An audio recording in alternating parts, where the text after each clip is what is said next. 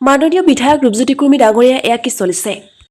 মৰিয়নিৰ জনসাধাৰণে আপোনাক বিধানসভাত তেওঁলোকৰ সমস্যাৰ কথা ক'বলৈ পঠিয়াইছিল নে স্কুলীয়া ছাত্ৰ-ছাত্ৰীৰ আগত কমেডি শ্ব' কৰিবলৈ নমস্কাৰ বিশ্বৰ মৃদু তথ্যলৈ আপোনালোক সকলোকে স্বাগতম জনাইছো শেহতীয়াকৈ মৰিয়নিৰ বিধায়ক ৰূপজ্যোতি কুৰ্মীৰ এটা ভিডিঅ' ছ'চিয়েল মিডিয়াত ভাইৰেল হৈ পৰিছে ভিডিঅ'ত দেখা গৈছে যে চৰকাৰী আঁচনিৰ অধীনত ছাত্ৰ-ছাত্ৰীক চাইকেল বিতৰণ কৰা হৈছে কিন্তু চাইকেল দিয়াৰ আগত বিধায়কগৰাকীয়ে ল'ৰা-ছোৱালীৰ সৈতে যে ধেমালি কৰিছে সেয়া দেখিলে আপুনিও আচৰিত হৈ পৰিব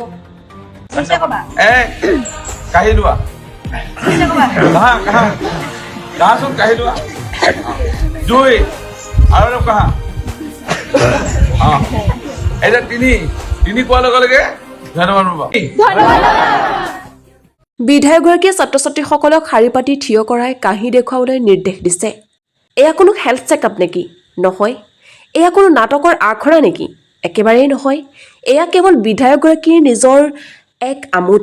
এফালে ৰাজ্যৰ মন্ত্ৰীয়ে উন্নয়নৰ কথা কয় আৰু আনফালে তেওঁৰ এজন বিধায়কে ছাত্ৰ-ছাত্ৰীৰ সৈতে এনে অপৈণত ব্যৱহাৰ কৰিছে মাননীয় মুখ্যমন্ত্ৰী ডক্টৰ হিমন্ত বিশ্ব শৰ্মা ডাঙৰীয়া কি ক'ব বিচাৰিবা থেংক ইউ নে ধন্যবাদ মামা ধন্যবাদ মামা ধন্যবাদ মামা ৰাইজক কাম লাগে মনোৰঞ্জন নহয় ছাত্ৰ-ছাত্ৰীসকলক সন্মান লাগে উপহাৰ নহয়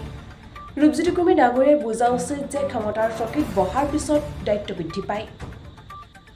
এনেধৰণৰ হাস্যকৰ ভিডিঅ' বনাবলৈ জনসাধাৰণে তেওঁক নিৰ্বাচন কৰা নাই আপোনালোকে কি ভাবে বিধায়কগৰাকীৰ এই ব্যৱহাৰ সঠিক নে আপোনালোকৰ মতামত কমেণ্টত জনাওক আৰু এনেধৰণৰ সত্য খবৰবোৰ পাই থাকিবলৈ বিশ্বৰ মৃদু তথ্য চাই থাকিব আৰু মই মধুস্মিতাই আপোনালোকৰ মাজৰ পৰা বিদায় লৈছোঁ